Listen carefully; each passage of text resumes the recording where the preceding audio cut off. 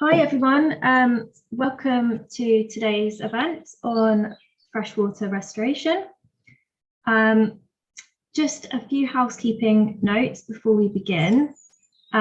So today's session will be recorded and the YouTube link will be up on the final slide for the webinar as you'll be live streamed. You'll be muted throughout the duration of the session. But if you would like to ask any questions or make any comments, please do go ahead and use the chat function. And if you have any technical issues, please do send me a message. I'm as technical support throughout the webinar. I will now pass over to my colleague Liz. Thank you so much, Mel. Hello, everybody. Happy World Water Day and greetings from the World Water Forum in Dakar. My name is Liz Mullen-Bernhardt, Program Officer for Freshwater at the UN Environment Program. On behalf of the organizers for today's webinar, FAO, UNEP, and WCMC, it's my pleasure to welcome you to this session that's looking at freshwater ecosystems in the context of the UN Decade on Ecosystem Restoration. Truly, the time to act and better understand our freshwater ecosystems is right now. The latest IPCC Adaptation and Resilience Report, released a few weeks ago, issued critical warnings about the impacts of climate change on our water bodies, undermining their ability to help protect people and ecosystems from climate change impacts. And our webinar is also coming at an important time to provide inputs to a number of major milestones for water and ecosystems in the coming months. The Biodiversity Conference in Kunming, starting at the end of next month, will set the world's future biodiversity targets.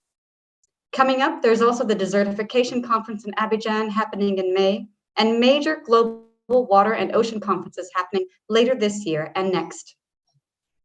In the next 90 minutes, we'll be showcasing a number of experts from around the world who will help us bring together existing work on freshwater ecosystem restoration and monitoring, as well as shed light on the critical importance of freshwater ecosystems such as lakes, rivers, and wetlands, and the services they provide that are essential to the well-being of people, economies, and our planet.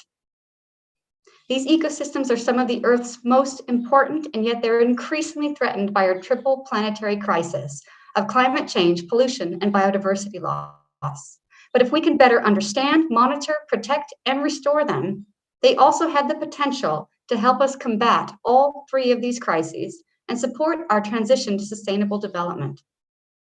I really look forward to our conversations and discussions today, and I'm so glad that you're here with us. But first, before we begin, I'd like to introduce us to the interactive tool that we'll be using today, Mentimeter, which will help us gather your thoughts and feedback to this webinar.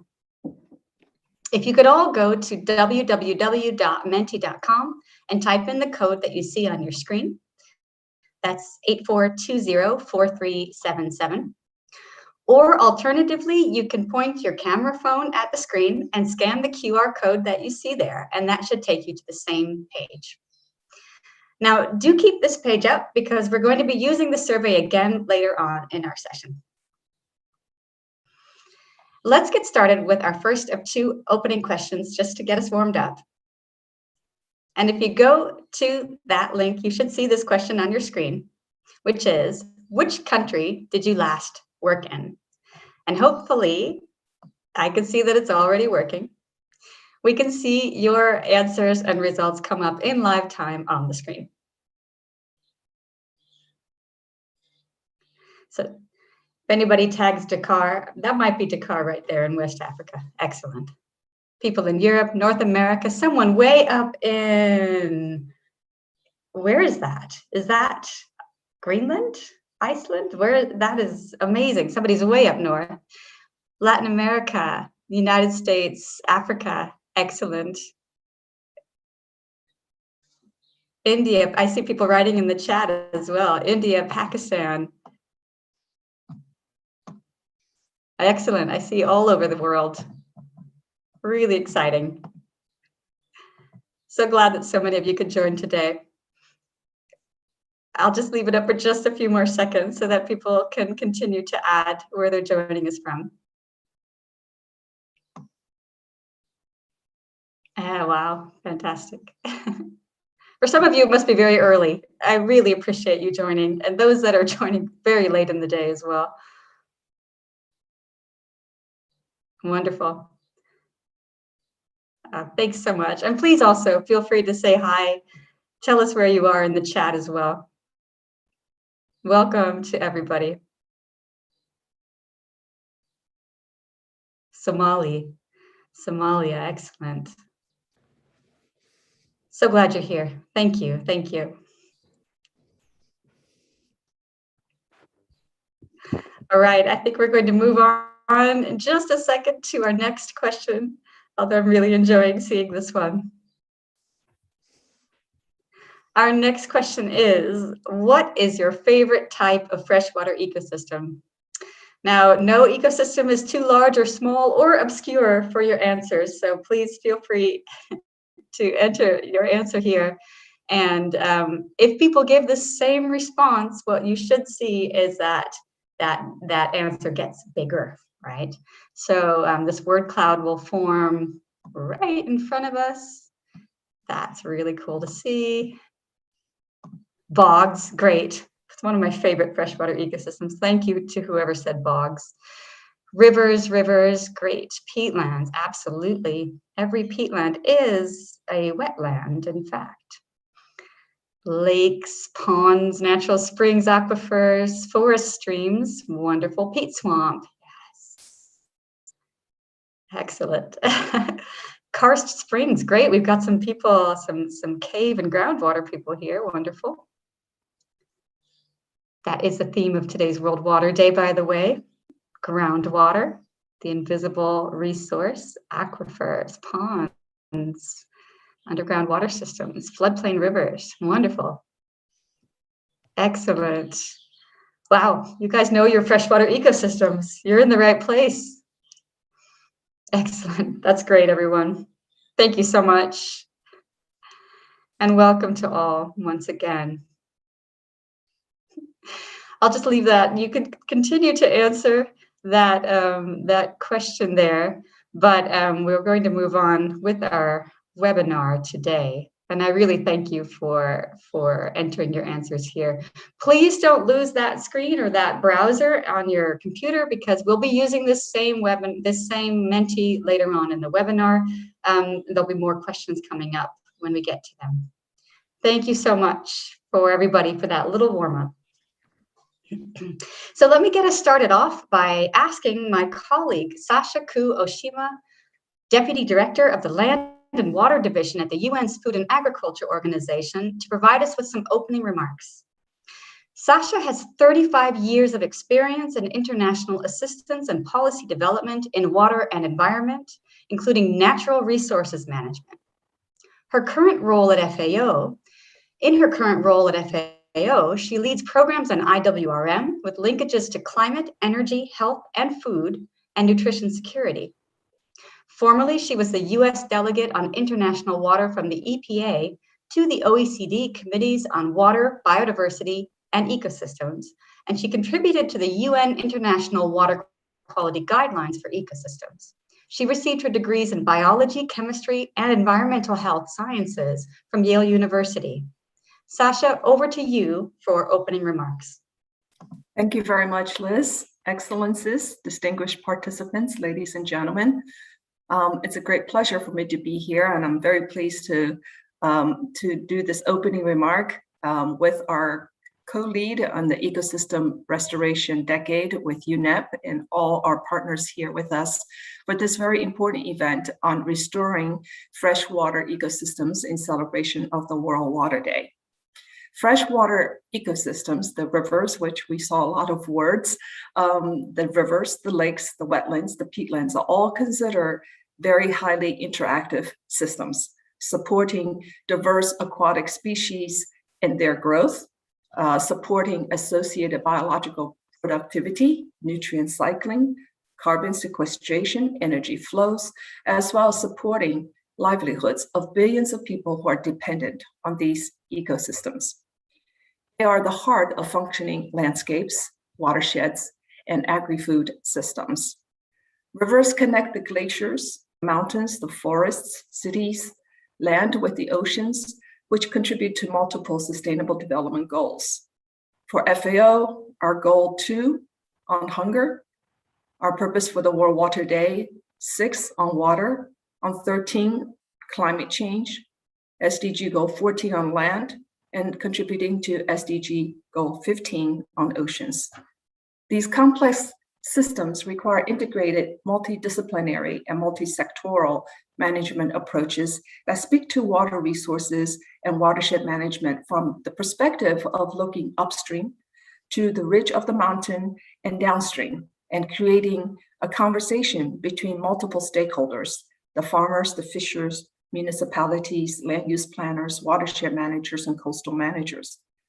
Unfortunately, due to unsustainable human practices, freshwater ecosystems are among the most threatened natural habitat worldwide, hampering their delivery of essential services and functions to support biodiversity. While only covering 1% of the planet, freshwater ecosystems host 10% of the species. And since 1970, the freshwater biodiversity have declined by about 84%.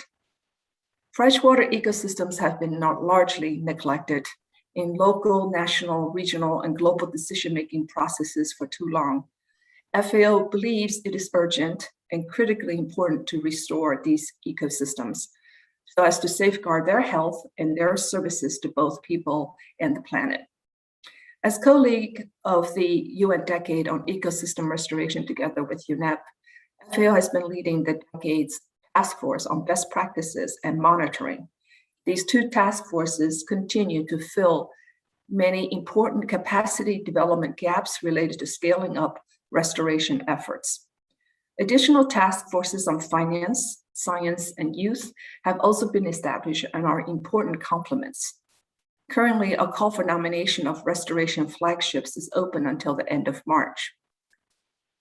By leveraging global partnerships, in particularly the GEF, the Global Environment Facility, the GCF, the Global Climate Fund, and other key international financial institutions, as well as the private sector, FAO catalyzes public and private investments in agriculture that promote both innovative integrated solutions for achieving our water for climate, biodiversity, and developmental goals.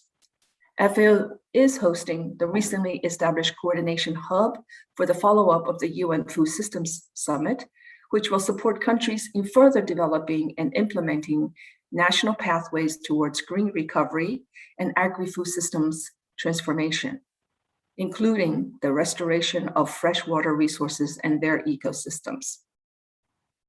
FAO confirms its readiness and commitment to engage and support the implementation of the decade and to help elevate and restore freshwater systems linked to the global agendas such as the Water Action Decade on biodiversity, climate, land degradation, and nature-positive sustainable production. We look forward to accelerate actions with our member countries, partners, and stakeholders to support the SDG implementation. And this particular webinar is a way to align and scale up our activities and work programs together. With that, I welcome warmly your participation and wish you a fruitful session. And for those participating in the World Water Forum in Dakar, a very successful and action-oriented deliberations. Thank you very much. And over to you, Liz. Thank you so much, Sasha. That was an inspirational and an excellent introduction to the decade, to FAO's important work in freshwater ecosystems, and an overview of the importance and interconnectedness of freshwater ecosystems to us and to our planet. Thank you so much for those opening remarks. It is with great pleasure that I get to introduce our first speaker, David Coates. I consider David to be one of the parents of SDG 6 on the biodiversity and ecosystem health side. David graduated in biology from the University of Newcastle upon Tyne. His Master's of Science was based on marine biology, studying coral reefs in the Red Sea and East Africa. His PhD was earned in 1986 as an external student of the Open University.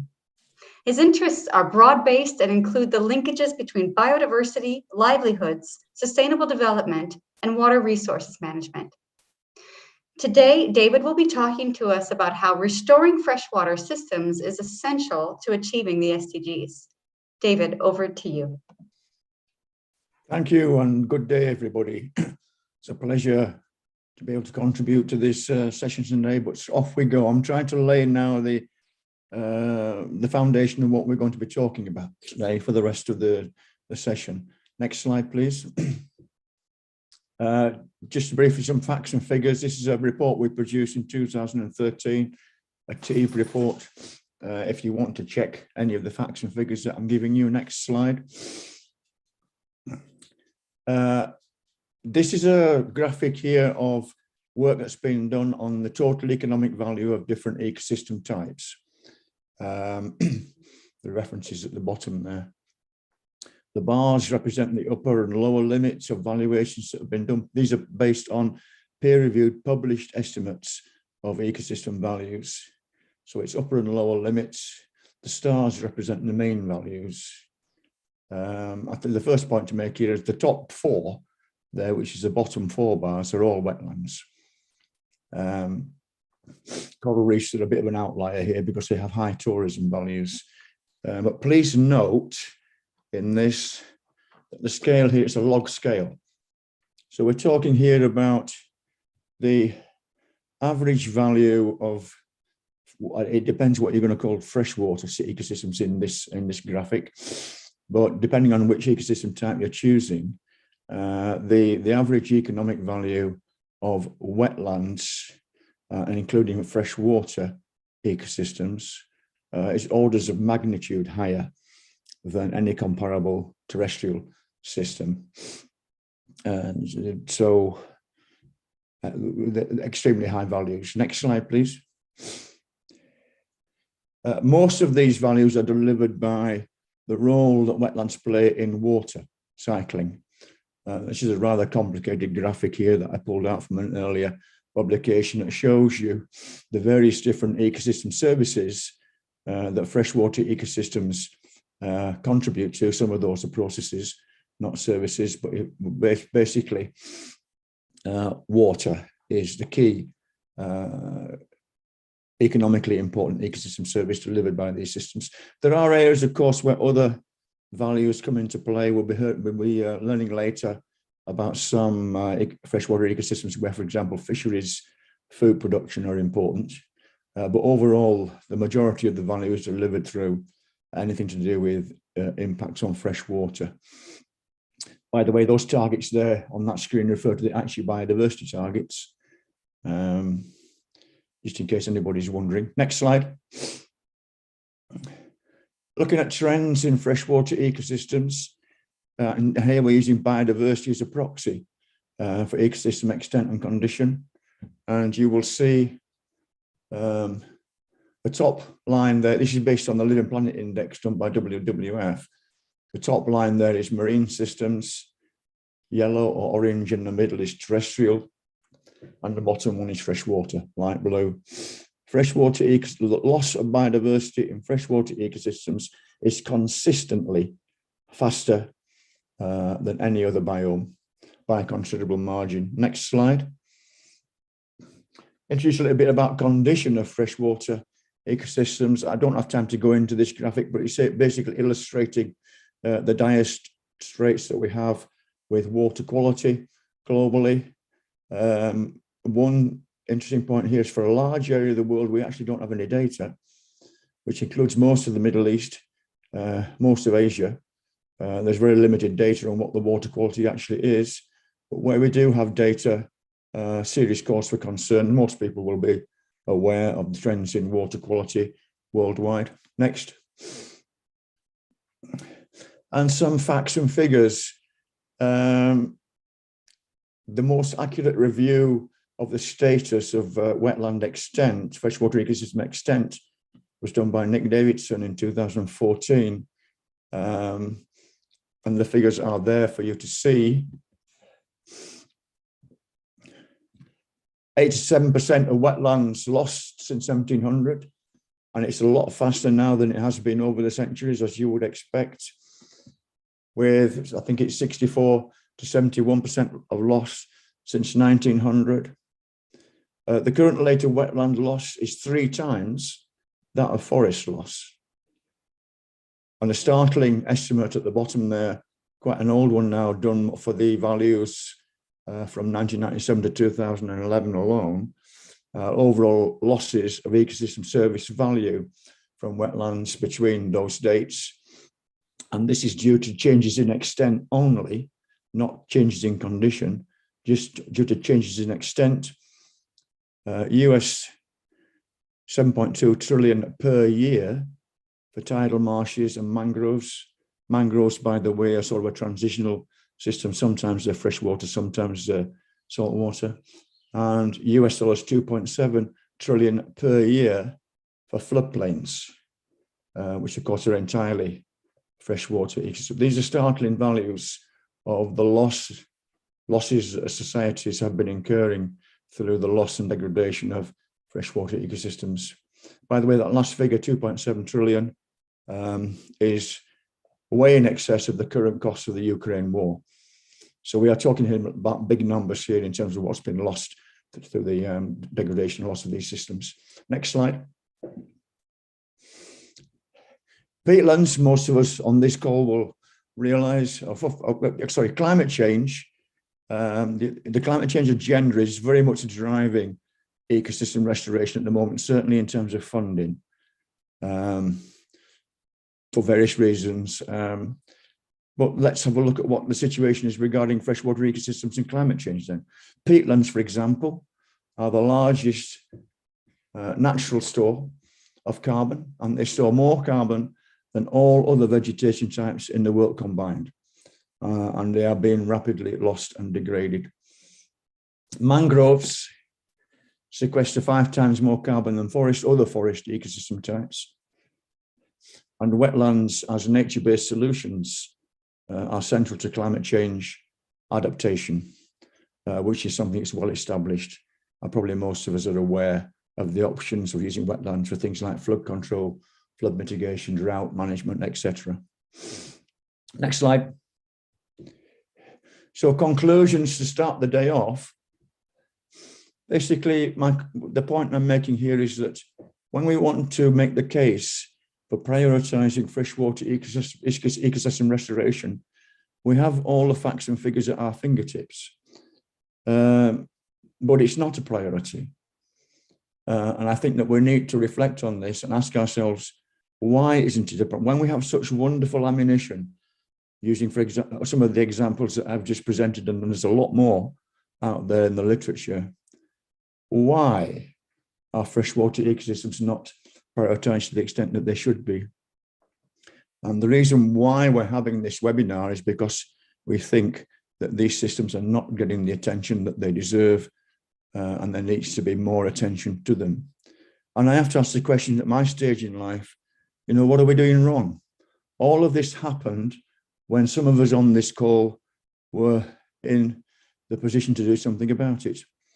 It all happened on our watch. What are we doing wrong? What did we do wrong? Right? And what should we be doing to promote a more balanced approach, more balanced attention to and funding for freshwater ecosystem restoration? This to me is the key question for today. What do we need to do to raise profile and raise investment in these important ecosystems? Thank you, and I look forward to an interesting discussion along these lines as we progress through the day. Thank you. David, thank you so much. I really appreciate your passion and the amount of information and the context that you just brought across to us about the importance of and the threats to these ecosystems and their services. You did that in such a short time with so much information and some fantastic graphics. And I'm sure that we'll come back to some of those figures that you've just presented to discuss them throughout the webinar today. And I think you've raised some fantastic questions that we'll also be talking about later on in the webinar. That's a good reminder to everybody that is in the webinar with us today. This is a broadcast, so unfortunately we won't be able to open up the mics for the participants, but we really very warmly welcome you to enter your questions and comments into the chat. You can do that while participants are speaking and presenting. And if you have a specific question for one of our speakers, please do put their name or just put a word there in the question so that we can direct that question to that speaker later on in the webinar today. And we'll try to get to the questions later on in our session. Thank you so much. Now, they say that we measure what we care about. Sasha and David have just told us a bit about why we should care about freshwater. And our next two speakers today are going to let us know a little bit better how we can measure and monitor them. Starting us off is Stuart Crane, who's the Program Coordinator for SDG 6 Monitoring at UNEP, to tell us a bit about monitoring freshwater in the SDGs. Stuart is an expert in natural resources and has worked in the East African region for more than 10 years.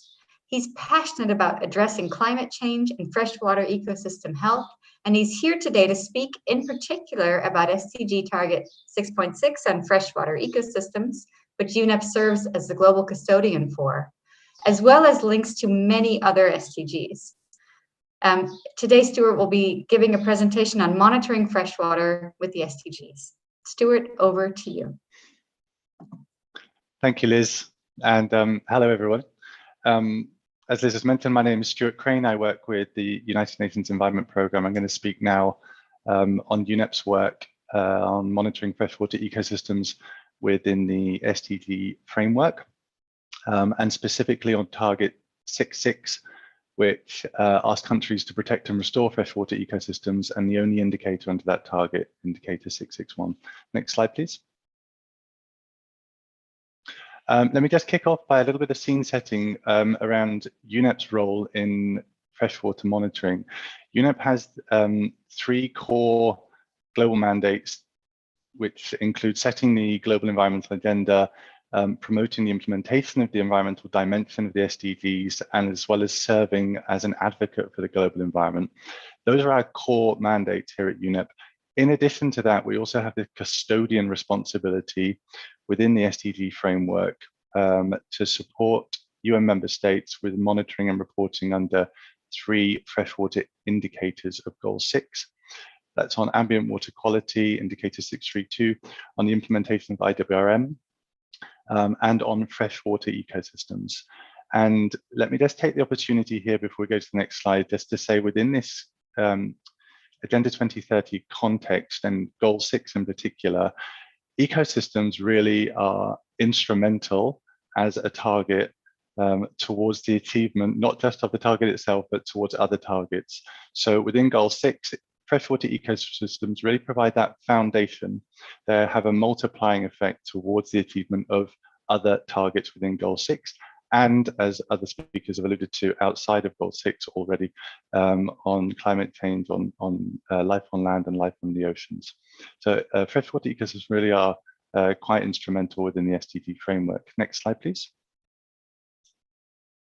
So UNEP's been supporting countries with monitoring freshwater ecosystems for a number of years now. Back in 2017, when we first started the monitoring and reporting process for Agenda 2030 and asked for the first set of national data, countries found it very difficult to provide UNEP indicator data that could track their changes in freshwater ecosystems. And that is because measuring dynamic ecosystem changes is inherently difficult and resource intensive. And consequently, the data that we received from countries was of relative poor quality and quite sporadic. It did not have good temporal or spatial coverage.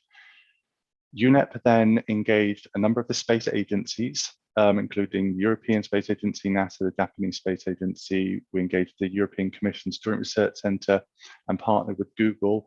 And we initiated a process where we began tracking freshwater ecosystem changes using satellite-based Earth observations, so monitoring freshwater from space. That process culminated in the development of a free open access geospatial data portal called the Freshwater Ecosystem Explorer. The URL for that is sdg661.app, and I would encourage you to please check that data portal out. This portal was set up to house all of the data that we collect from satellites tracking different types of freshwater ecosystems. We have information there on surface water, and we're able to separate that out into permanent water, seasonal water that might be temporary in nature, and artificial water bodies. We have data there on 2 parameters of water quality, turbidity and trophic state. And we also have data there on wetland ecosystems, both wetlands found inland, such as peatlands, bogs and marshes, and wetland ecosystems along the coastline, our mangroves, which for the purposes of SDG 6 reporting are included as a freshwater ecosystem. And this data has really filled a global data gap, and it has served that purpose well, and we're able to provide that information back out to countries for their approval before it is reported as official SDG indicator data. The data on the Ecosystem Explorer is updated annually, and we have this cyclical process of approval with countries every 3 years. Next slide, please. And I just want to spend a couple of moments in the next couple of slides just to illustrate what it's like going inside the Freshwater Explorer. This is just a screenshot. You can select any country of your interest. I just happen to have selected Brazil. When you do select a country, that country beams up in front of you. So does a statistical dashboard on your left-hand side. And this statistical dashboard gives you long-term freshwater ecosystem trends over the last 20 years. And you can start to see very quickly whether your fresh water bodies, your surface water, is changing significantly using the statistical dashboard. In the case of Brazil, you can start to see, for example, that seasonal water has increased almost 10% here. Mangrove extent over the last 20 years has decreased by 3%. That's equivalent to roughly 10,000 square kilometers of mangroves. So this is just summary statistics just to illustrate what it's like when we provide this national level information. Next slide, please. But when we're dealing with ecosystems, it's very important that we provide a very localized level of information, and the Ecosystem Explorer can also provide that option to drive local decision making. So the satellite data we use on the site is all at a 30 by 30 meter resolution. This allows the user to zoom down and identify exactly where in their country ecosystem change is occurring. This is just an illustration of zooming in on one particular part of the coastline in Brazil, just to illustrate where there's been some mangrove loss. You can see those areas highlighted in red, or indeed where there's been mangrove gain. So we can start to see areas where restoration might have occurred. Next slide, please. We also try to package information at a subnational scale, and we pool information into river basins. And I'm just illustrating this with a global map of river basins here. This is depicting changes to surface water in all basins on the surface of the Earth. And we can start to see here those river basins which have experienced very rapid increases in the availability of their surface water. That's represented in light blue. That would correspond to inundation of flooded agricultural land, or indeed floods themselves. And you can also see those river basins where there is a shrinking of permanent water, a loss of permanent water, and a drying out of our freshwater ecosystems, as illustrated by the basins highlighted in the orange color. Next slide, please. And we also tried to bring this information out in a more contextualized form. So we have this data on water quality, for example. On the left-hand side, we've run a case study looking at a sample of the large lakes in the world that in 2019 had very extreme levels of turbidity, that's water cloudiness. And we can overlay those large lakes with disaggregated population data, so a user can start to see which lakes they might want to focus in on that are most threatened. On the right-hand side, that's just an illustration of Lake Titicaca to show we can start to pinpoint exactly where on large lakes water pollution incidents are occurring. Again, just to assist users to identify where protection and restoration of freshwater bodies might be needed. Next slide, please. Then just on my last couple of slides, I just wanted to, on this one, make the point, which is to say, creating a data portal for monitoring and reporting freshwater ecosystems is necessary and needed and all well and good. But to accompany that, it's very important to support decision makers in countries with receiving that information. And for the last couple of years, UNEP have run a pilot project, which we call the SDG 661 Country Support Program, where we work with decision makers at a national and subnational level to absorb that information and to try to feed freshwater data, monitoring data into different policy and planning processes in countries. And so that's a process where we're learning how best to serve the needs of countries. Next slide, please. And then lastly, I just wanted to share some of the lessons that we've learned from the last years of monitoring freshwater ecosystems under the SDG framework. That is to say, first and foremost, Earth observation satellite-based data has been really fundamental in filling a global data gap. It doesn't solve all of our monitoring problems. There's many areas of freshwater ecosystem monitoring that are best derived locally, but it does provide us a really good foundation on which to provide free data to countries as a resource. The second is to say that when we're talking about restoration, particularly in the context of the decade, what we experience is that restoration takes time. It takes time to observe restoration. And when you're dealing with global data products like we are on the Freshwater Explorer, there's a time lag in terms of witnessing that effort and action on the ground. Thirdly, is that we are dealing with lots of different types of users and decision makers, and data and information needs to be provided in a variety of formats to drive action, but very importantly to sort of take, so countries and users can take ownership of this data and have trust in the data that is being provided on their behalf. And then lastly, and I really can't stress this last point enough, around contextualizing freshwater information with other data. Countries inform me of this all the time in order to really understand why freshwater ecosystems are changing locally, what is driving them, and how countries can generate a response. That water data has to be put into a context along with other data to really support decision making. Last slide, and thank you very much for listening. Liz, back to you. Thank you so much for that, Stuart. It's incredibly impressive seeing the amount of data and information that we have about all of these ecosystems.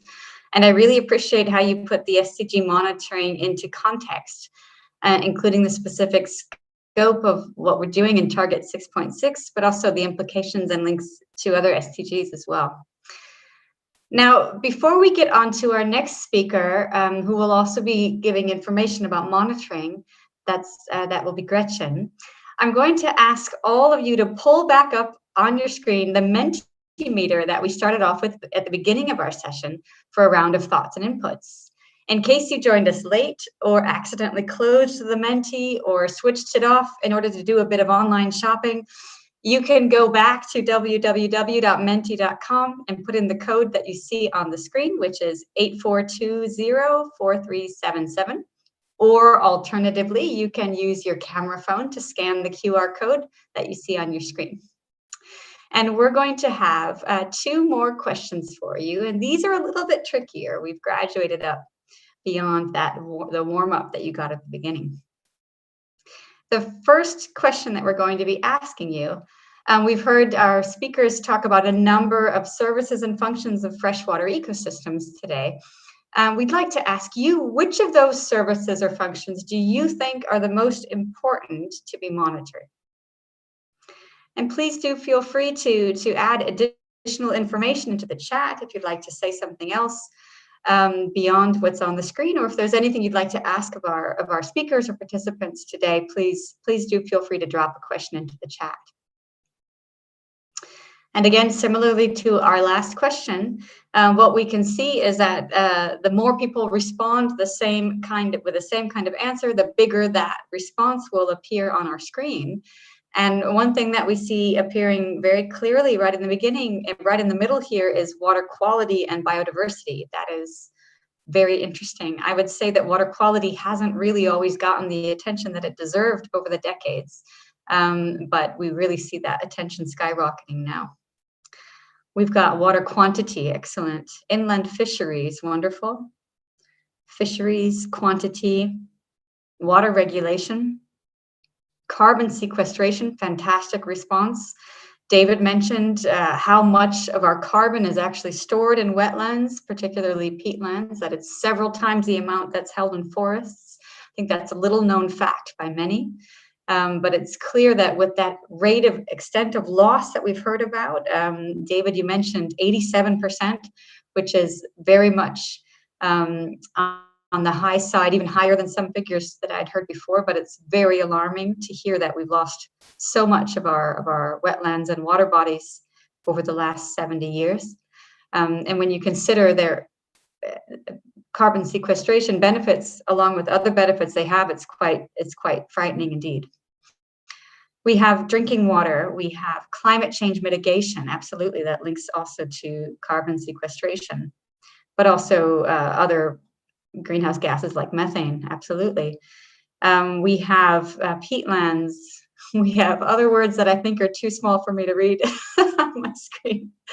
But I really appreciate the diversity of responses here, and I really hope that you can help us think about some of the ways, maybe you'd like to put some answers into the chat, some of the ways that we might be able to monitor these things. What kinds of indicators could we use? What kinds of things specifically should we be looking for?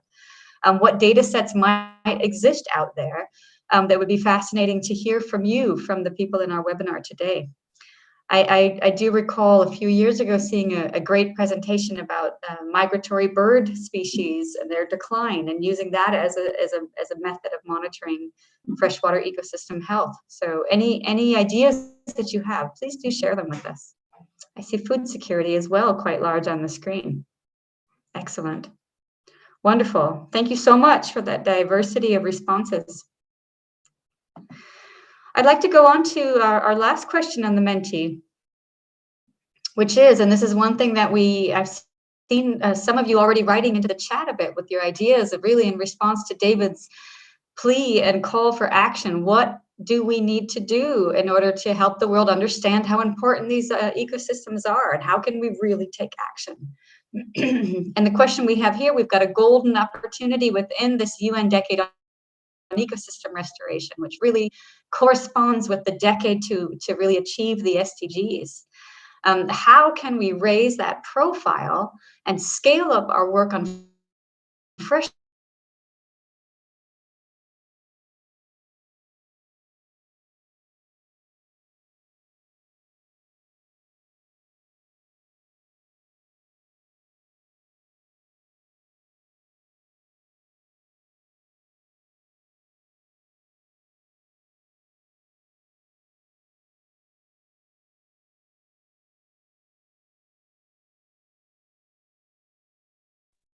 We've got education, very important, private sector,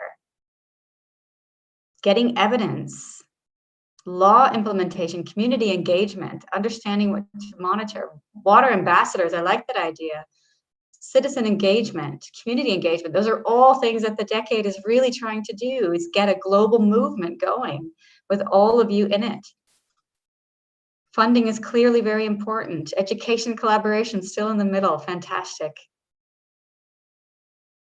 Wonderful. I love all of these ideas. Please do provide more information to us, provide more detail also in the chat.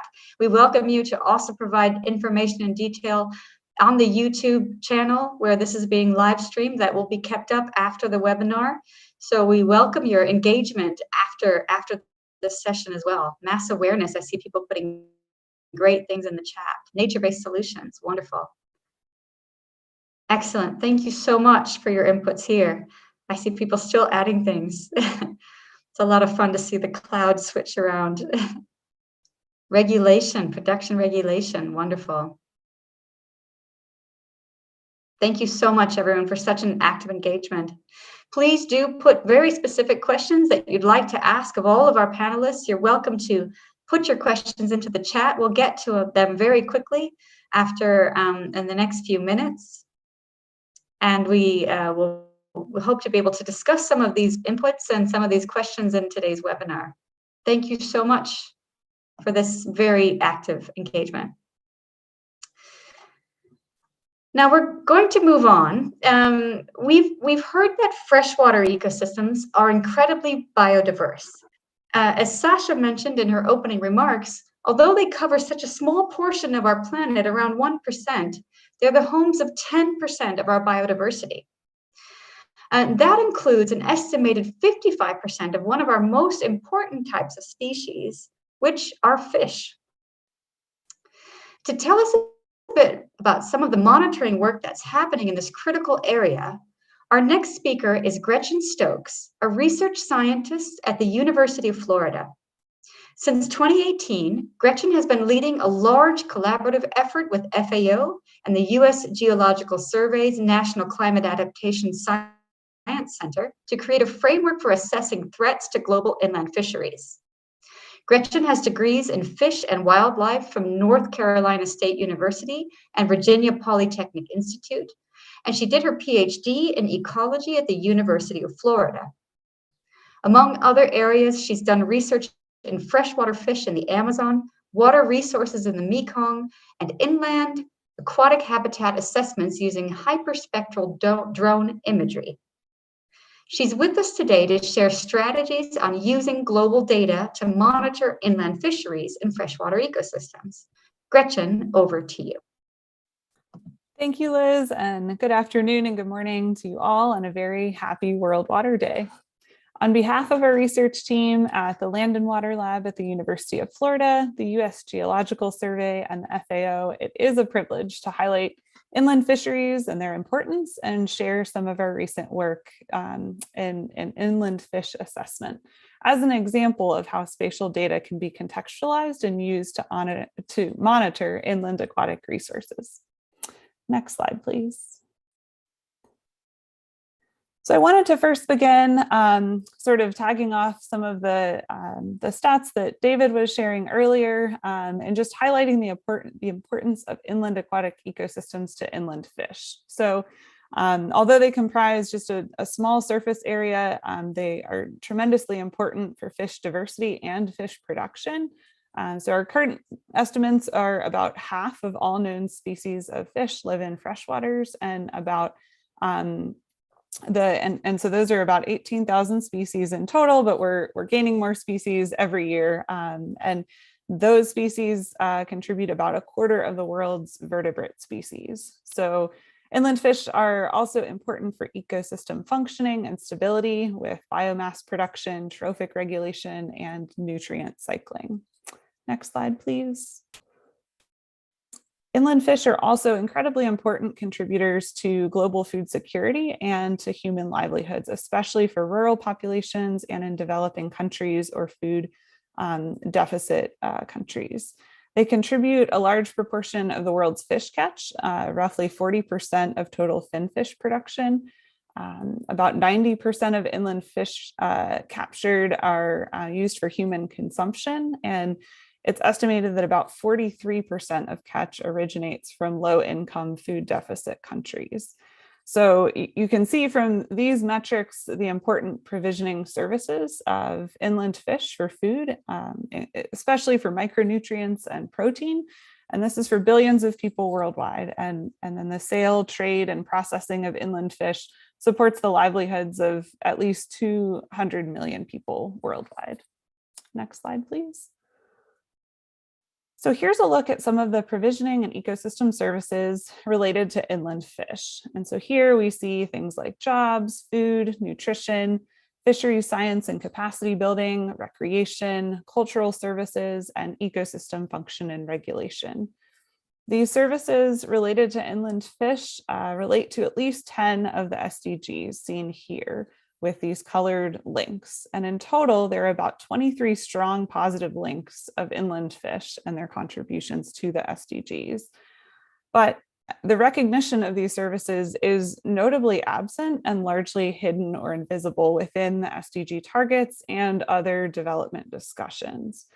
And so in the case of the SDGs, inland fish may be presumed to fall under some of the marine targets or hidden within ecosystem related targets, but not very well explicitly recognized. And so this is just an example of how including these overlooked fishery resources can really help in achieving the goals of the SDGs and other global targets. Next slide, please. So one major setback in including inland fish and global targets and indicators is a lack of standardized assessment systems and baseline metrics.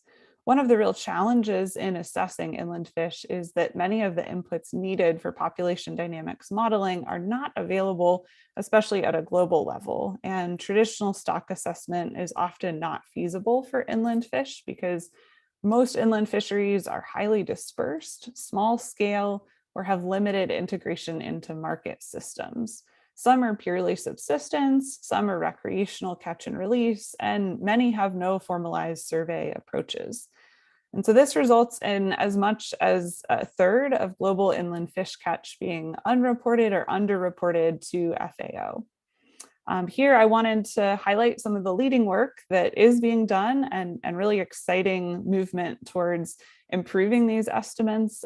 This is a figure and a map of basin level catch estimates and is really helping us to gain a better understanding of fish catch at a global scale. Next slide, please. So to further the work and efforts towards creating a framework for assessing inland fish, we just looked at fish catch and fish production, but really trying to understand kind of a full assessment of inland fish, including stressors and pressures to them. This is where we can turn to spatial data. And so what I'll be talking about in the next couple of slides is kind of a pivot from Stuart's work, and where we were talking about using spatial data. And this is an example of how we can contextualize spatial data and make it meaningful for a taxonomic group, in this case, inland fish. So we've designed a process for inland fish looking specifically at threats and pressures to fish and fish habitat. And so first, we identified major threats, and then we collated spatial data and summarized the spatial data into hydrologically meaningful units. So essentially taking lots of layers of spatial data and then summarizing them into different sizes of hydrological basins. And that gives us summary metrics of each of these different types of spatial data. And then from there, really the question is, how do we make these data meaningful in terms of threat, or how do we make them meaningful in terms of fish and fish habitat? And so to evaluate that, we use 3 different methods. And the reason for this is to try to reduce bias, reduce subjectivity, which can often be introduced in the process of trying to contextualize data. And so here we used 3 different methods. One was a survey of fishery professionals all around the world. Another was to use a large literature synthesis and pull existing knowledge in the literature. And then the third is to use boosted regression trees and a modeling approach. And so, as you can imagine, each of these has many pros and cons, and then together they really bring a cool suite of strengths that can help us to better understand threat using relative importance scores. And then kind of the final component, while we are looking at these at a basin level that can be scaled up and down, we are also using ecoregions to better understand how threats influence different types of systems. Next slide, please. So this is an example of the type of map that we can produce once we have gone through this whole process of looking at spatial data, assigning threat scores using relative importance metrics, and then ultimately producing global maps like this, or very scalable types of things like we saw in Stuart's presentation, where we can look at individual basins or localized areas and understand both composite threats of sort of a total threat score like you're seeing here, which is a relative metric, or we can look at individual pressures. So we can look at the disturbances to flow, for example, or water quality pressures on inland fish. And so the use of global and spatial data in this process allows us to repeat this process on a recurring basis. So the idea here is that we have a process, we have a framework that we can continue to iterate through. Again, as Stuart mentioned with their work, this is a huge advantage of having spatial global data available. And I will mention too that this idea of assigning relative importance scores is not exclusive at all to inland fish, and it really has all kinds of different uses in different taxonomic groups and different questions for ecological restoration, and especially in freshwater systems. So again, lots of different possibilities in taking global data sets and then assigning these different scores or summarizing and adding additional data. These can even include resiliency or adaptability metrics in the future. Next slide, please. So to close, I just wanted to highlight a few key takeaways, especially the important contributions of inland fish to global food security and human livelihoods. And really, with inland fish lacking in a lot of these conversations, highlighting that missing component and where there really are opportunities where inland fish can help us in achieving some of these goals. And then second is the importance of building capacity for global data sets and for data processing. So one of the challenges that we've faced is having huge amounts of data and then lots of developments with temporal and spatial resolution. And so coming up with good processes for reproducible and updatable data sets moving forward, I think is a really important place to be thinking about. And then finally, as we look ahead at this decade, it's really exciting to see a number of different types of spatial tools and data products and user portals that are all asking really interesting questions. And so I think there's some exciting opportunities to optimize the way that these things are developing and evolving to really catalyze impacts in management and sustainable use of freshwater resources like inland fish. So with that, next slide, please. Thank you very much for your time and attention. And if you do have questions, feel free to put them in the chat and we can discuss them shortly, or email me and I'd be happy to continue the conversation. Back to you, Liz. Thank you so much, Gretchen, for that wonderful presentation on contextualizing and assigning importance to interpret global spatial data sets, but also underlying how essential inland fish are for ecosystems, food security, and livelihoods, and yet how they can be overlooked because they kind of fall through the cracks in the SDGs context. David mentioned some other potentially overlooked ecosystems in that context that can kind of fall through the cracks in the SDGs, such as mangroves, which fall between fresh and salt water, or peatlands, which have such an enormous carbon storage. So maybe part of the way of increasing action for these ecosystems is really getting people to understand their critical importance. And I think someone who could help us do that is our next speaker, who will help us move from a global to a more local level. And I'm therefore very pleased to introduce our next speaker, Leonard Aquani from Conservation International. Leonard is an environmental scientist and entrepreneur working in environmental management, policy, governance, communication, and entrepreneurship domains. He's a former program officer for Wetlands International, a regional wetlands expert for the Nile Basin Initiative, and he currently serves as Freshwater Director for Conservation International, as well as the founder and coordinator of EcoFinder Kenya. Leonard will share with us his presentation on freshwater restoration in action, from forests to freshwater and from fish to people. Over to you. Thank you for that introduction, Liz. My presentation is actually from the field, so I will be sharing my field notes as I go through this presentation. Thank you. Next slide. So my presentation is divided into three parts. The first part is just to introduce the inland freshwater ecosystems importance, more so in the African landscapes, and then share two case studies of inland freshwater ecosystems restoration. And then, of course, lastly, share some insights and the way forward based on that experience. Next slide, please. So Freshwater ecosystems, if we look at African landscapes, they're occupying a very critical portion of the African landscape. Whether we want to talk of the West Africa, the inner Niger Delta, whether we want to talk of the Nile Basin in Eastern and Northern Africa, whether we were talking of the Okavango Delta or the Lower Zambezi, they occupy both major big freshwater ecosystems and the small ones. They occupy a critical portion of African landscapes. And these African freshwater ecosystems offers multiple ecosystem services. Whether we want to look at it in terms of water supply and regulation of the water flows, or we want to look at other benefits that are associated with livelihoods, that's associated with food or nutrition. So they are very key,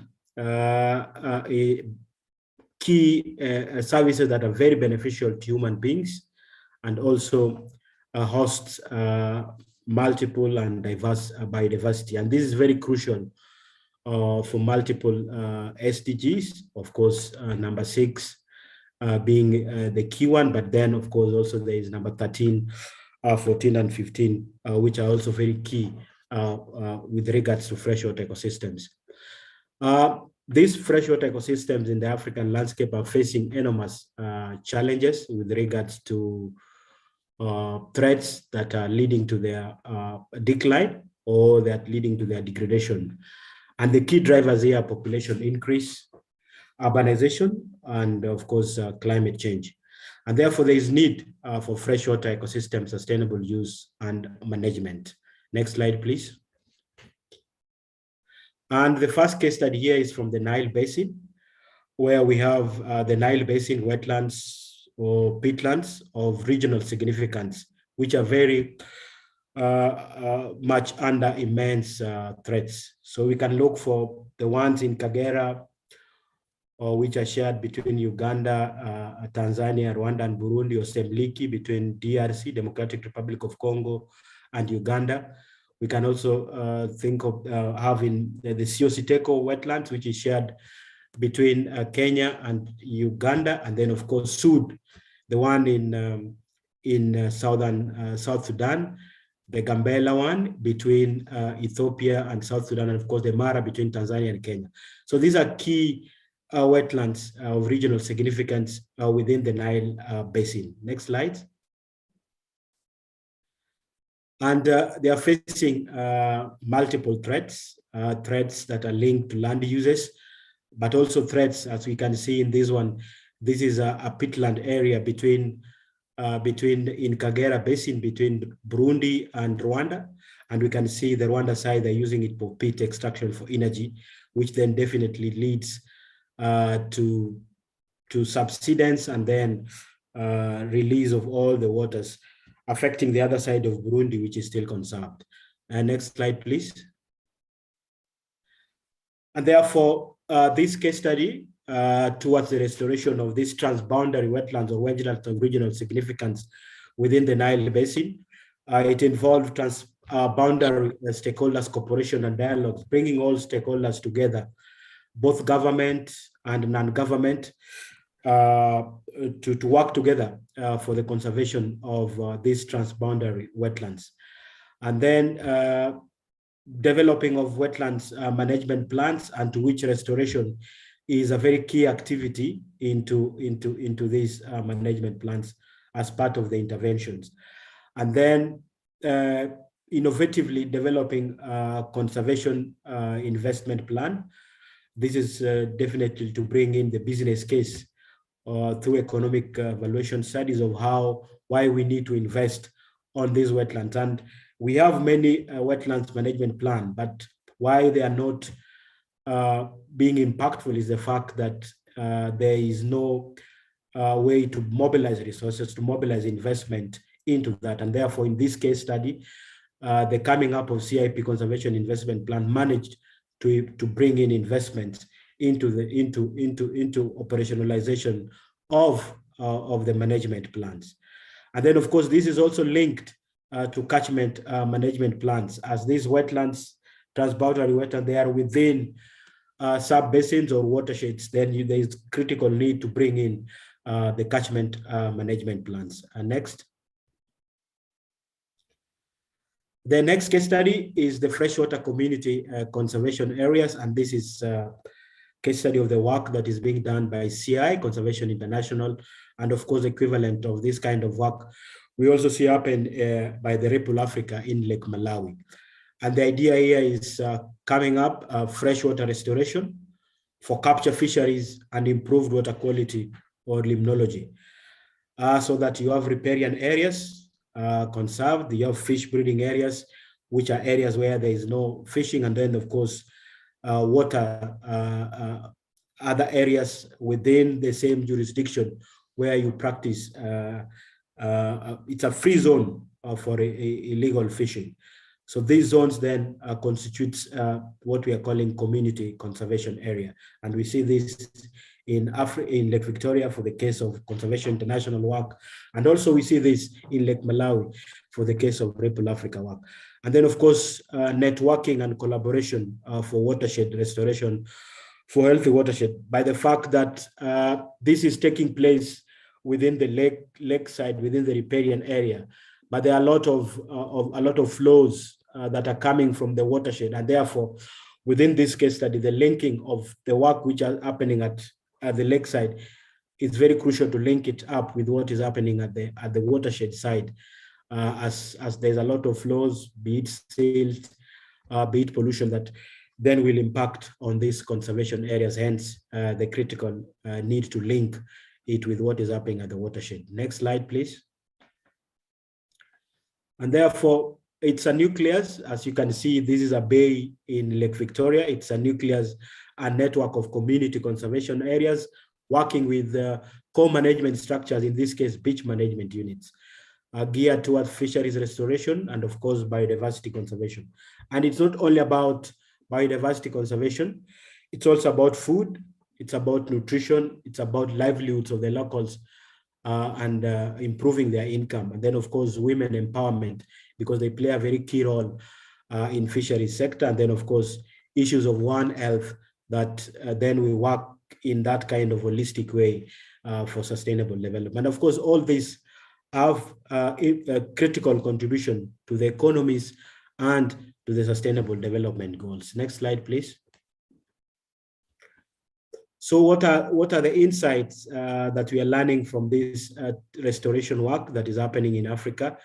Baseline information is still a challenge, because then we don't know the status of these freshwater ecosystems. We don't know what is happening. So this is a very key challenge. Wetland degradation, this is a very key challenge driven by population increase and urbanization. And then, of course, invasive species. We have water hyacinth and many invasive species, which is a challenge in this work of restoring African inland freshwater ecosystem. And then, of course, infrastructural and agricultural threats versus, of course, green infrastructure. We see a lot of water-related ecosystems, water-related infrastructure that are blocking the flow of water, and of course, also the swimways of fish. So we see this as a problem in the challenge in the restoration work. Extraction of minerals and oil. This is, we see a lot of this where these critical freshwater ecosystems are, whether it is Semliki area or it's even central Congo Basin. Then pit for energy, as the case of Kagera, issues of climate change. And then of course, there is overlapping sectoral laws, where agriculture wants those land for farming and environment want those spaces for farming. So there's those conflicting and overlapping governance instruments. And then of course, there is very minimal transboundary collaboration in this case. Next slide, please.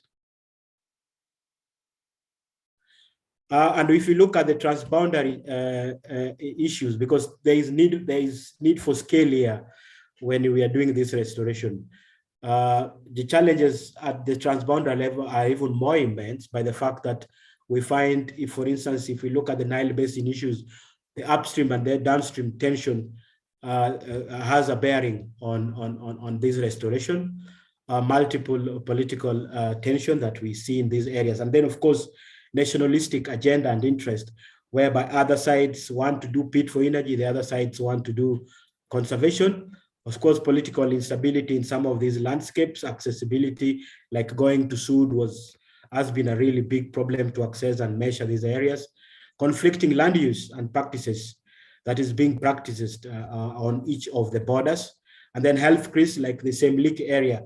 This is an area that we find even communicable disease of Ebola. So this is a very big challenge, health risk in such areas. And then, of course, issues of poor enforcement as a big challenge across the borders. Others are doing strong enforcement, others are doing poor enforcement. Because of connectivity, then there's a problem that the whole ecosystem suffers if one side is not doing its bidding.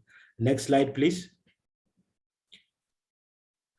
So, but there are inspiring case studies in Africa, as based on the two examples I've shared. We see a lot of restoration happening in these African landscapes. We see them coming up with wetland atlas. The atlas will generate, it's a baseline information that is captured in this wetland atlas, and this helps in identifying some of these areas that needs restoration. The coming up of wetlands management plan and investment plans. These are inspiring case studies we are seeing. Evaluation, economic evaluation to provide business case for restoration. We see countries coming up with this to justify restoration. National policies and legislation that are very proactive and responsive to restoration. And then, of course, working on the dry wetlands, the oases and many of these wetlands in the dry areas, we see reawakening of intervention in these areas. And then, of course, issues of environmental flows, provision of water for these aquatic ecosystems for their sustainability. We see a lot of measurement and embedding of environmental flows in water management. And then, of course, transboundary collaborations coming up through a memorandum of cooperation. And then, of course, some baseline information has also been coming up. But the problem is that this is still at a very minimal scale, and therefore there is need to improve on the scale so that we can have an impactful restoration endeavors. Next slide, please. With that, thank you and welcome.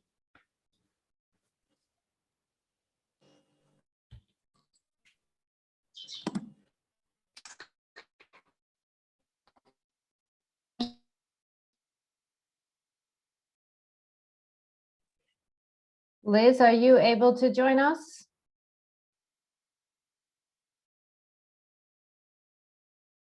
Well, it looks like Liz is having some connection problems.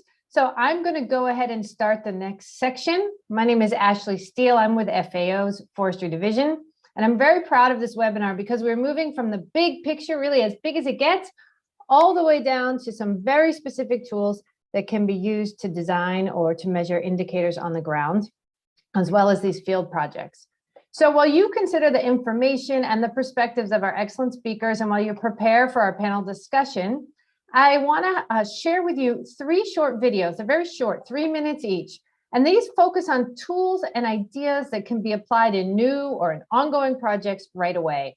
In the first video, we're going to share the concept behind and the initial work of the Resilient Rivers Counting Fish from Forests for Food Security.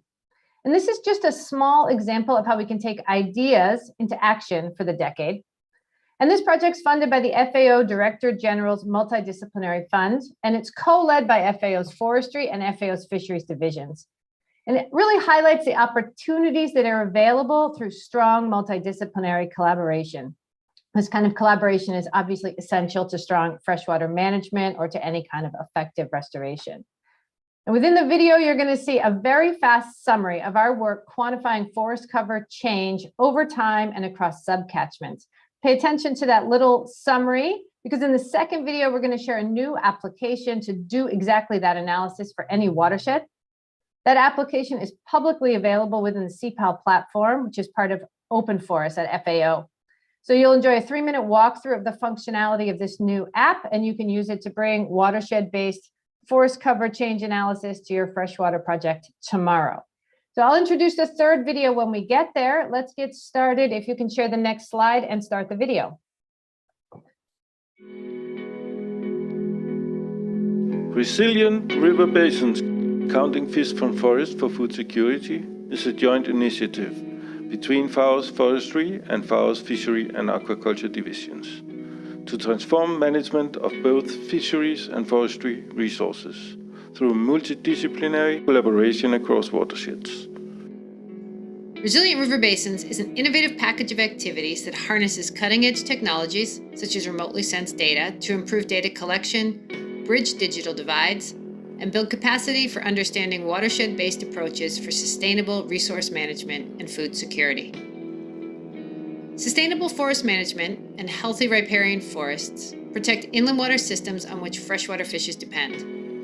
Many of the world's most vulnerable people depend on aquatic ecosystems and their services for nutrition and livelihoods. To support sustainable watershed-based management of these ecosystems, stakeholder input to land use planning is therefore essential. Through integrated watershed management, Resilient River Basins supports the resilience and sustainability of local food systems, in support of Sustainable Development Goal 2, Zero Hunger, as well as Sustainable Development Goal 6, Clean Water and Sanitation, and both Sustainable Development Goals 14 and 15, Life Below Water and Life on Land. Initial activities are focused in the Kafue River Basin, Zambia, where FAO is partnering with the Center for International Forestry Research and World Fish. The partners have worked together to synthesize and analyze available information relevant to forestry, freshwater, and fisheries. Remotely sensed forest cover data was processed and mapped across the 9 subcatchments of the upper Kafue River to understand patterns of land use change. In particular, riparian forest condition was assessed across the watershed and its subcatchments, and linked to existing data on river flows and on fisheries production. Layering climate forecasts across subcatchments then enables consideration of future changes in temperature and precipitation from both the fisheries and forestry perspective. Remotely sensed information and maps were discussed with a broad range of stakeholders from forestry, fisheries, and the water sector at the project kickoff meeting. Outputs of that meeting are guiding implementation of on-the-ground activities, including stakeholder interviews, water temperature monitoring, and a household survey about the role of forests and fisheries for food security. One of the exciting innovations of the Resilient River work is purchase of drones and development of a comprehensive and multidisciplinary training for 3 experts from forestry and 3 from fisheries, enabling these experts to become fully licensed drone pilots.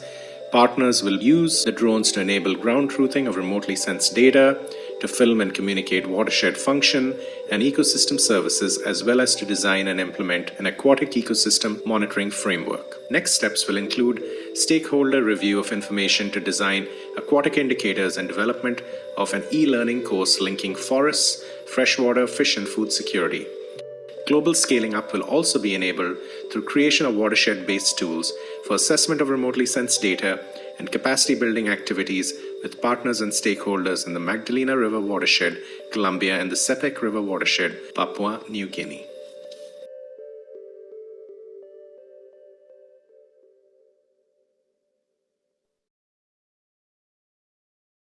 Thank you. Next slide.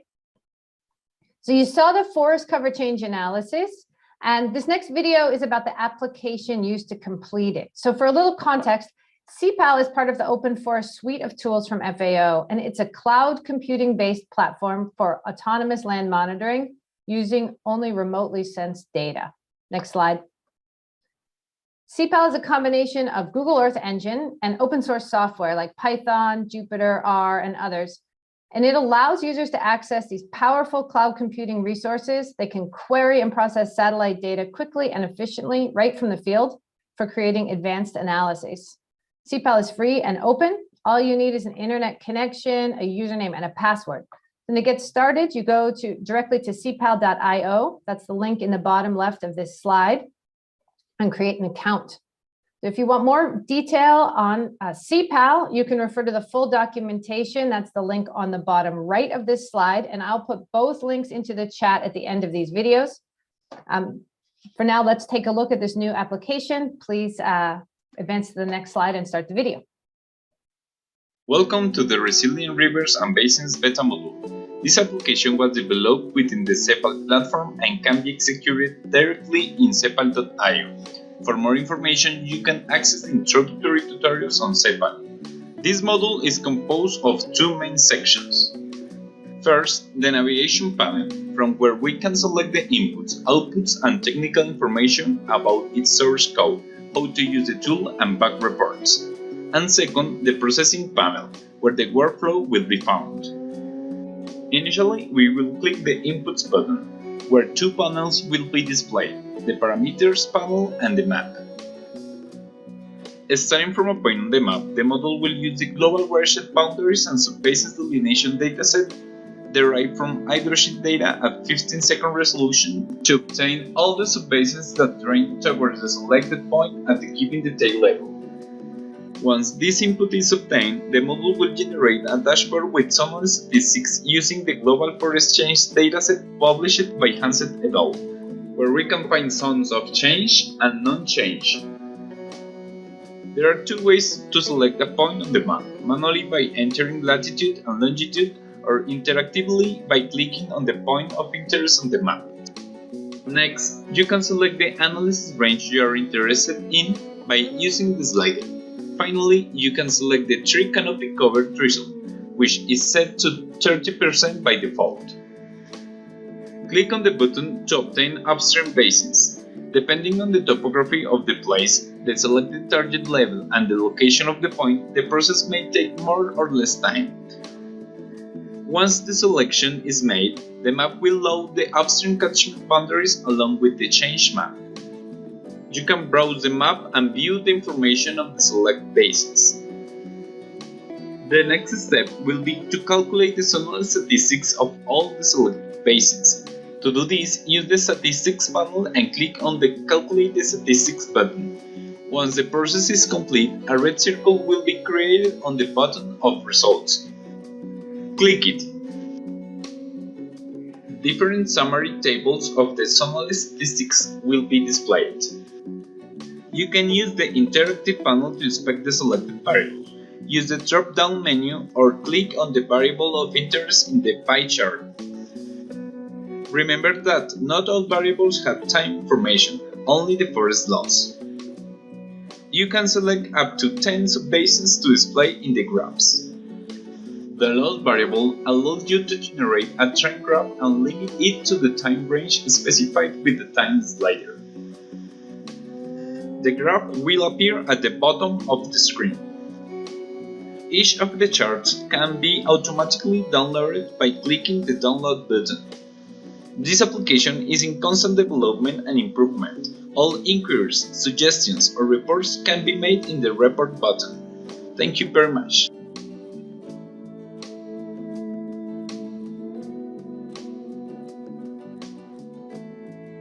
Thank you very much. So on to the next slide.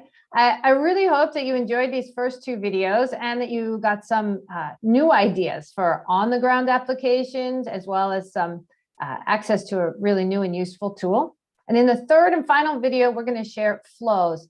This is a suite of indicators that make forest and water monitoring more accessible.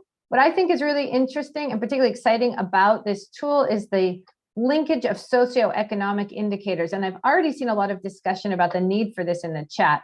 I think you'll really enjoy this. Again, you can use it right away, and I've shared the link to this tool as well as to the previous tool in the chat.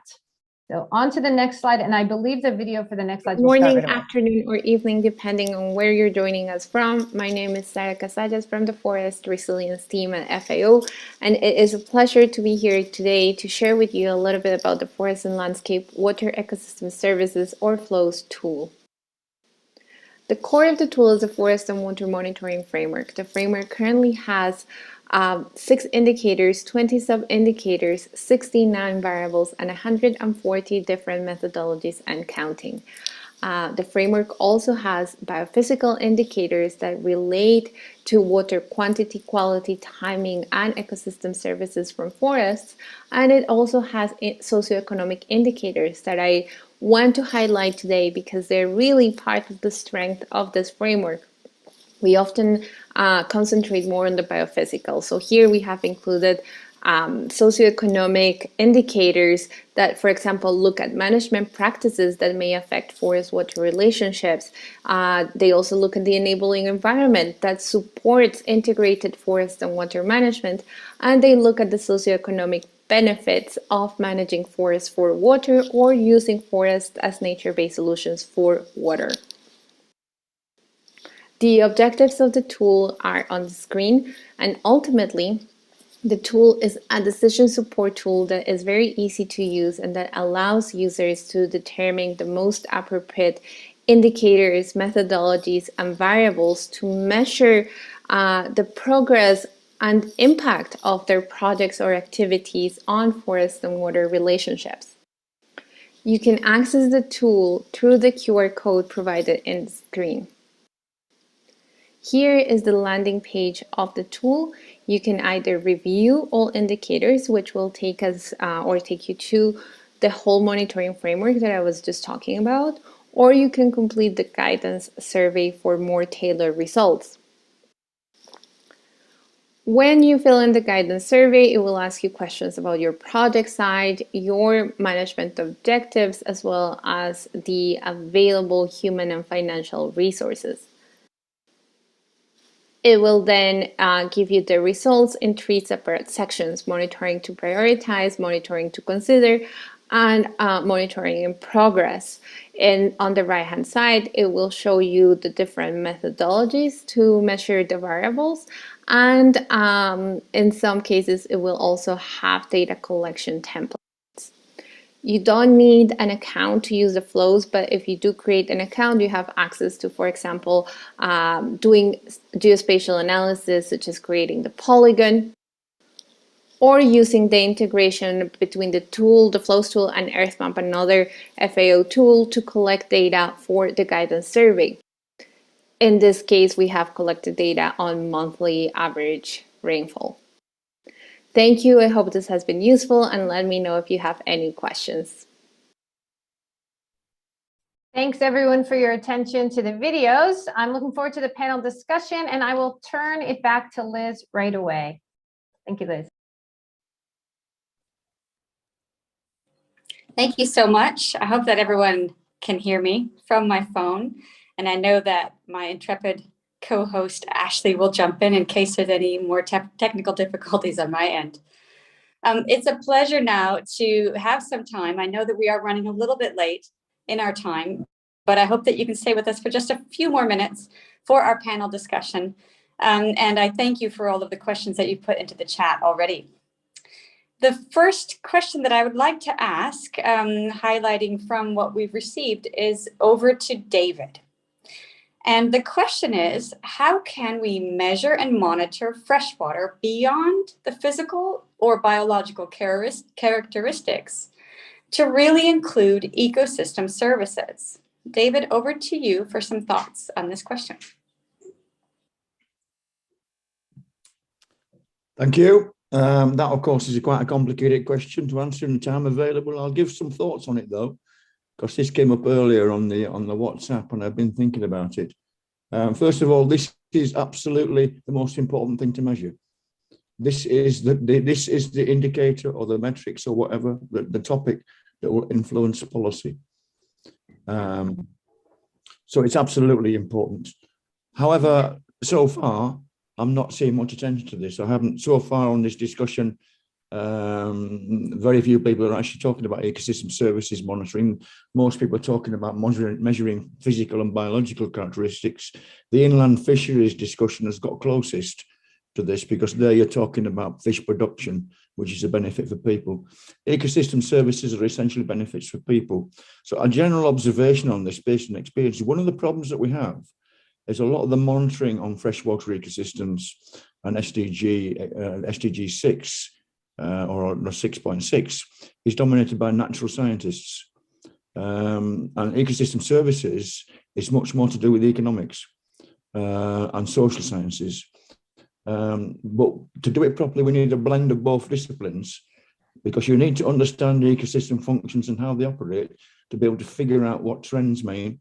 But then you need to have an economic background and a social sciences background to be able to translate those trends and convert them into benefits for people on ecosystem services.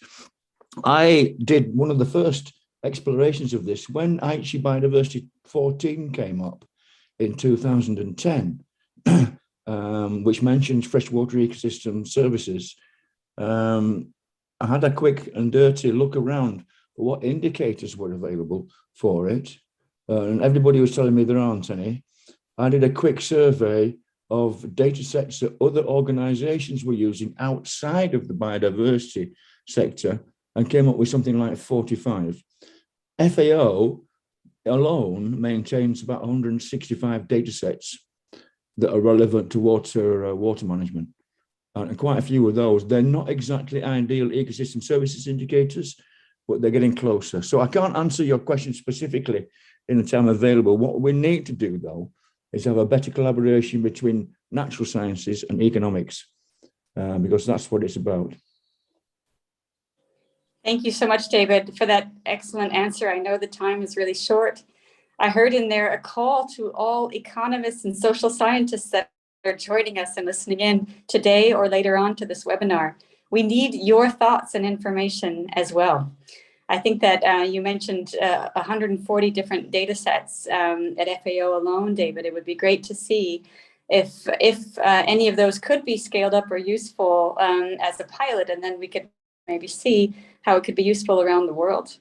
And I also heard you mention the 2010 biodiversity targets, and I'm sure you're following very closely now what's happening with post-Aichi and potentially how we can make sure that freshwater remains prominent in the next 10 years as well of the biodiversity targets. Thank you so much for your response there, and would be great if you have any thoughts or any links to your thinking. If you'd like to share that in the chat or share that on YouTube with us, I'm sure we'd love to keep this conversation going with you, David. Thank you. I'm going to switch now to a question for our next speaker, which is Stuart. A question we received is, how accurate is the Freshwater Ecosystems Explorer data in advising policy at national or country level? And maybe, Stuart, you can also say a bit about what you think we can do to better encourage people to take action on that data. Over to you. Thanks, Liz, and thank you for the question. So we are blessed in the fact that satellite-based Earth observation data is very accurate. And we, for example, with the surface water data that we incorporate and ingest into the site, we have a 95% confidence rate in that data down to a 30-meter resolution, covering the entire surface of the well. So we're very happy with the accuracy rate. I should just also add that the monitoring methodology that now measures 661 is approved by the Interagency Expert Group on SDGs based on its statistical robustness. That is essentially all countries in the world adopting that monitoring methodology because it's statistically robust. And so we obviously cannot impart any informational data products that aren't ground truth and have a level of accuracy. Informing policy, taking that data towards informing policy, the second part of your question is, yeah, that's exactly where we need to go. And I'm really pleased to hear David say that in addition to the natural scientists, we need to incorporate social and economic data. That was precisely my point on my last slide. Water data in and of itself isn't sufficient to drive decision making. It has to be contextualized with a breadth of other data. And I think the Ecosystem Decade on Restoration has a really central role to play here on coordinating all of the agencies and partners working together on freshwater and make sure that we're pointing in the same direction and can generate the most meaningful information that drives actions at a local level in countries. And that's the opportunity and the challenge that we have before us. Thank you so much, Stuart, for that. I know we had a little bit of trouble maybe hearing you. It was a little bit muffled. If you have a chance also to put some thoughts into the chat, that would be very, very helpful for all of us. And thank you so much for your response and that intervention. I'd like to just pass over now to our third speaker, which is Gretchen, just to keep this in chronological order of how you appeared in our webinar. Gretchen, a question that we have for you is, in thinking a bit more about global data, how might we be able to ground truth these data and make sure they're accurate and useful to local communities? And maybe you could just let us know if you have an example of ground truthing you've done in your work, assessing threats to inland fish. Over to you, Gretchen. Sure, thanks for that question, Liz. And I'll certainly echo what we've heard from David and Stuart in terms of the need for additional data sets. That's something that we've learned as we've worked on the idea of ground truthing. So what we have done in general and so far is to kind of take this global assessment, and then we're in the process of really trying to pick some case studies and to test it on the ground and ask these questions of, does this work when you really scale it all the way down? And we tried that with Lake Malawi, and we took a sample of stakeholders and actually did some participatory mapping with them and asked them to kind of map how they would color in a lake using different shades of colors, and then compared that to what we generated with the kind of the threat map tools for the global level scaled down for the lake. And what we found was surprisingly similar as far as kind of those threat maps side by side. But what's interesting really speaks to kind of the direction of the conversation, which is that we were missing some of these pieces that are really important on the ground. So some of these socioeconomic indicators and some climate variables, for example, that we maybe it's a little harder to take the global data and make sense out of them and how they relate to inland fish. Wind pattern shifts is one of those. And, we're thinking about things like that, things like invasive species, and then the dynamics of aquaculture as well, I think is an important part of the conversation, and how that plays in to kind of the way that we look at inland fish and inland fish production. So definitely a work in progress, and lots more needed in that realm. Thank you so much, Gretchen. You've just mentioned a few variables that I had not thought of before, like the wind. Quite exciting to see how we can start to combine different kinds of data, including things like invasive species, to really look at the health of these ecosystems overall. Thank you for that. And finally, for our fourth and absolutely by no means least important panelist, I would say one of our most important panelists, over to Leonard. The problem of the question I have for you, Leonard, is the problem of scale in restoration of inland aquatic ecosystems. Are these schemes at spatial scale for meaning?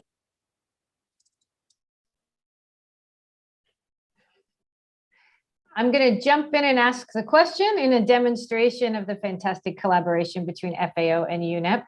Leonard, the question that was asked in the chat is the problem of scale and restoration of inland aquatic ecosystems.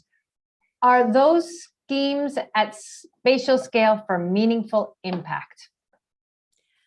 Okay, thank you for that question. This is a very big problem in the restoration schemes we are seeing in Africa.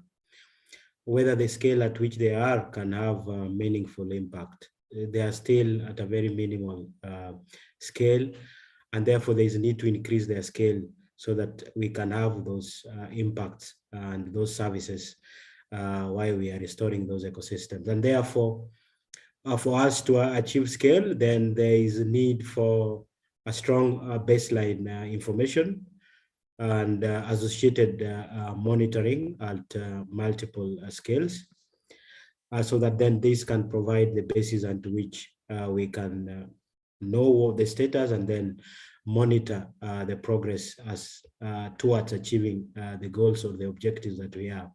But then, of course, then this increases the complexity by the fact that then you will need many agencies, both state and non-state, to be involved into this, many agencies. You will need reasonable financial investment to be able to restore and have those meaningful impacts. So for us to move to scale, then some of those investments, some of those stakeholders needs to come in for us to achieve the kind of impact that those restorations are meant to achieve. Thank you so much. Thank you so much for that, Leonard. I really appreciate your response to that question. I know we have many other questions that we would have for our panelists today, and great questions that have been asked in our chat. And I'd like to ask if all of our panelists would be willing to be engaged and remain engaged. Maybe we can respond to the questions now in the chat or respond to them on YouTube, either live or later on in the recording. Because I can see that this conversation is something that we need to continue over the coming days, weeks, and years until we get it right. Everyone, I'd like to thank you all for joining us and staying with us a little bit later. I hope that means that you're enjoying the webinar. And we've just about, sadly, reached the end of the webinar today. And I hope you will help us keep that conversation going by joining in the chat or live on our YouTube channel. And as Sasha mentioned at the very beginning of our webinar, by getting involved in the movement that is the UN Decade on Ecosystem Restoration, being coordinated by UNEP and FAO. To finish off, I'd love to hand over to my colleague, Natalia Alisiva, which is a perfect crossover from FAO to UNEP, as Natalia is about to join us as the coordinator of the UN Decade on Ecosystem Restoration on UNEP's side. Natalia has nearly 20 years of experience in the field of environmental protection, climate change, water management, and development. Currently, she's with FAO as a work stream leader in the Office of Climate Change, Environment, and Biodiversity. And she'll be moving shortly to UNEP to assume the duties of coordinator of the UN Decade on Ecosystem Restoration within our Nature for Climate branch. Natalia, over to you for your closing remarks.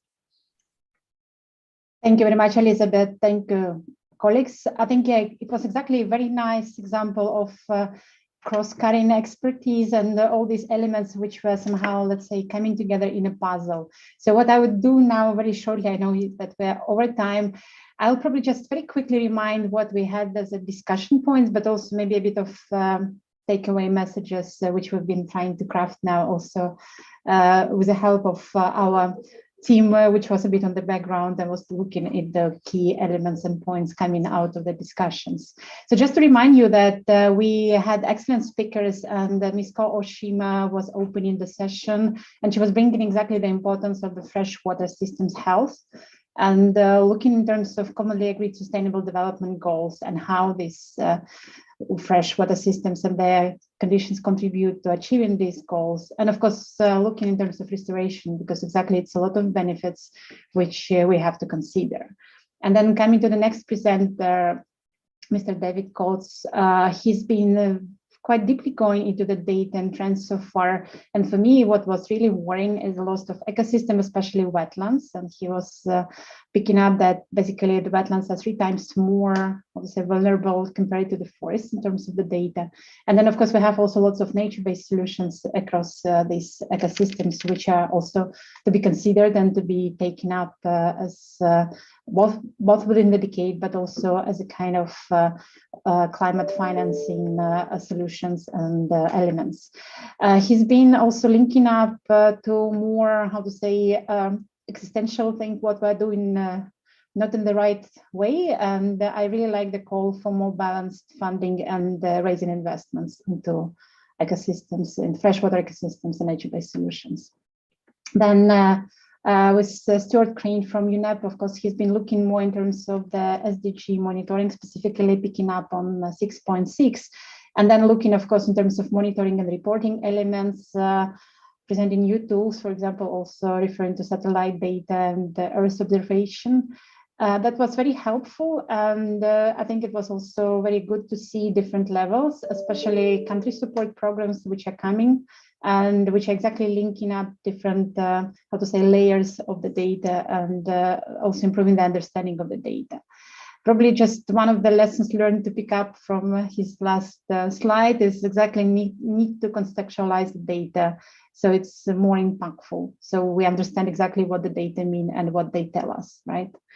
Then with Gretchen Stokes from the University of Florida, we've been looking more in terms of inland fisheries and relevant assessments. I really like also the kind of current FAO stuff links with the food security, because that's something which is picking up more and more attention. Also linking up through different SDGs. So here we're not just about SDG 6, but of course lots of other elements and lots of other considerations. It was said to hear that the data are problematic, and yeah, we saw the issues and challenges why it is so, but also very promising to see special global data and examples of the maps produced. And yeah, happy to see the call for need to optimize tools and processes. That's something what we're trying to do here also within the decade, but also cross-cutting with all the partners around.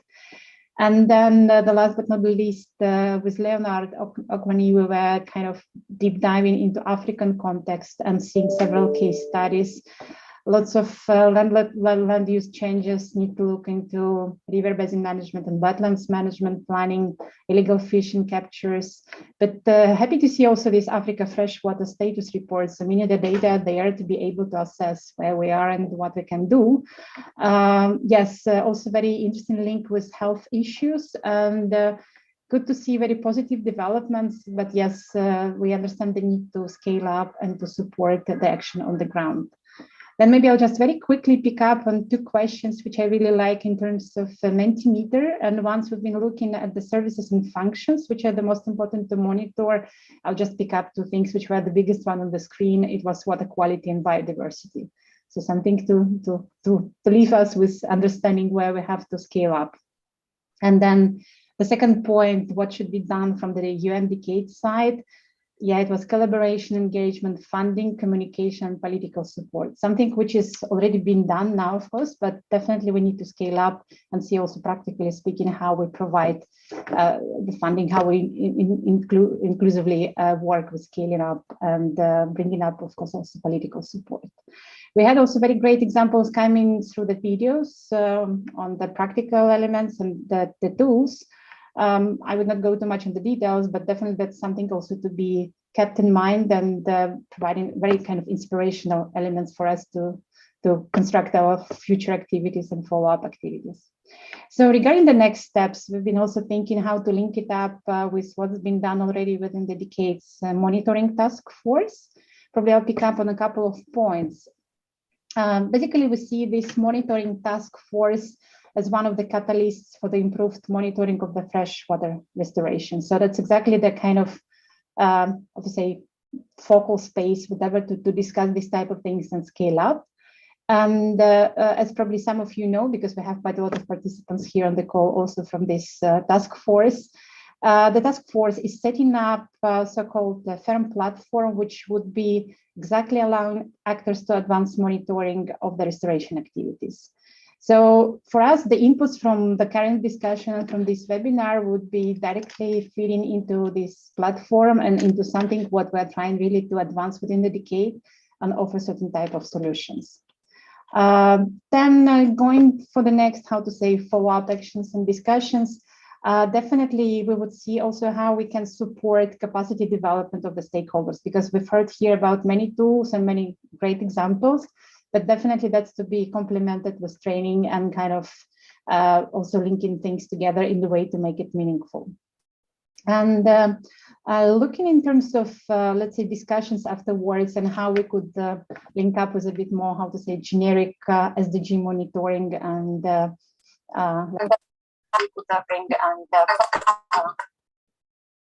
is it echo or? Okay, probably I'll proceed. So in terms of how we can better align or improve SDG monitoring and the decades activities, definitely we have to look beyond SDG 6, because of course it's also other SDGs as mentioned already. And we've been identifying the challenge that freshwater systems are very much split across different SDGs and sometimes not clearly highlighted into just one, right? So that's why we have to be cross-cutting and look into different SDGs and data streams. Then we saw, of course, the data gaps are persistent. So that's why we see also the data gaps, which are, for example, on inland fisheries and water quality. But that's why we have to collect more data to kind of battle this, and of course, try to have adequate resources for that. And then, of course, linking up different agendas, for example, looking at inland fisheries and restoration, definitely it's key for food security, nutrition, livelihoods, and achieving the SDGs. So that's something also for us to be able to link our data activities and monitoring to cross-cutting elements and different agendas beyond just restoration, but of course, building on restoration. And then just the last but not the least, we've been thinking about new or innovative things, which probably we can take out of this webinar and discussions. Yes, we have to look more in terms of monitoring of socioeconomic data and factors, because here it was said, of course, several times that just biophysical aspects are not enough. I mean, they're important, but we have to build on the story also beyond this type of data. And that is what's said already also by speakers, that we have to bring more economists and interdisciplinary efforts to better understand how these changes are impacting social economic systems, and probably how we can also make the case for ecosystem services, how to evaluate them better and how to come with a proper estimate. And then the last but not the least, to finish off, to say that the tools which we saw today, for example, SEPA and flows, they're helping us to fill in the monitoring gaps. However, of course, it's a lot of things still to be done. And the decade exactly provide the opportunity to join efforts and bring things together, and of course, have all the partners involved and scaling up. So I'm really happy to be here today, and looking forward really to follow up and then see how we try to address these key takeaway messages and how we scale up our activities. Thanks a lot.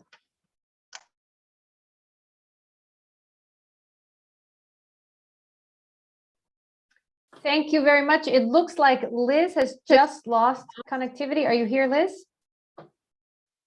No. So let me start my video. I have Liz's words to say thank you. Thank you for those final remarks, Natalia, really bringing everything together and inspiring us to do more. Thanks for everyone for joining us today. And on behalf of all the organizers, FAO and UNEP, we really look forward to keeping this conversation going with you and to hearing from you with about your thoughts and your suggestions and the work that you're doing on freshwater ecosystems. So wherever you are in the world today, I hope you have a good rest of your morning, your afternoon or evening, and that you enjoy the rest of World Water Day. Thanks everyone for participating. Thank you, everyone. Thank you.